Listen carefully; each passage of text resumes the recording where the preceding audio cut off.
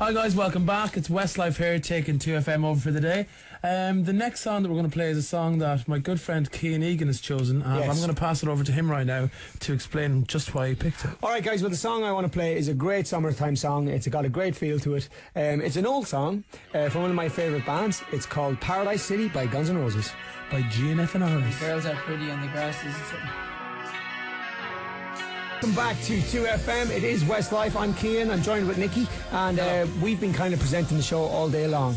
Now, if you listen to the radio every morning on your way to work between 7 a.m. and 9 p.m. 6. Sorry, between 6. And he knows it. Between 6 a.m. and 9 a.m. you will hear two guys on the radio called Colin and Jim. And right now we are joined by 50% of that duo. It's Colin, everybody. Welcome. Yes, Jim. Did you say Colin? Colin and Jim. Colin and Jim. A lot of people say Colin. That's okay. That's Colin. Well, I have a younger brother called Colin, and Mark has a younger brother called Colin. All right. I just call both of them Col. Yeah. Just to keep it nice and simple. Well, Colin is an Irish word. It means dove.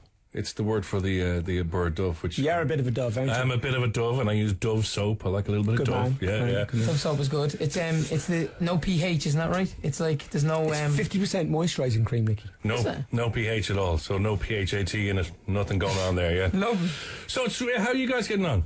We've done our soap conversation here and doing the bank holiday Monday. Yes, no, it's very enjoyable. I have to say, we've been in 2FM a lot of times over the years, but to actually be here presenting is and quite. Of course, Nicky has his own show here. Yeah, Nicky's got the highest ratings that's ever existed on 2FM. I know, yeah. Collapsed when I left, of course. Well, Louis since Louis took over, it collapsed. Yeah. I mean, Louis 2 Swarbrick records and everyone was gone. You know.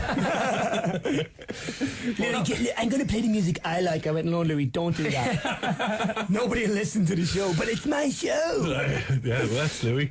That's Louis for sure. But anyway, one of the things we do is we dish you a little bit of dirt every morning around 8:15 and all the stories that are going around in showbiz people. So we thought, while I'm here, I actually brought the jingle with me.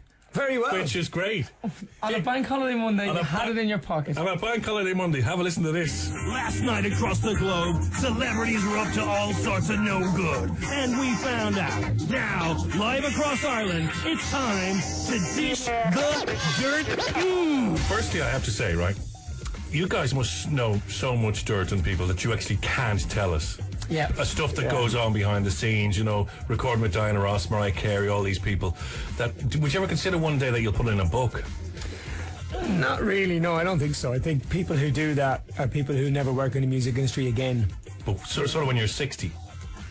Well, by then I hope my children are in the music industry, and okay, so you want to on to the next generation, right. So you can't really do that. Plus, there's a whole side of the industry that's got to be hidden, because that's what makes it mysterious. That's what makes people like you thrive. Right. Yes. Okay. Well, what about a €5 million check up front? Very well. Okay. Here's the pen. But no, because you really would. People would love that. But anyway, you have a story. This is fine, Nicky. What have you got?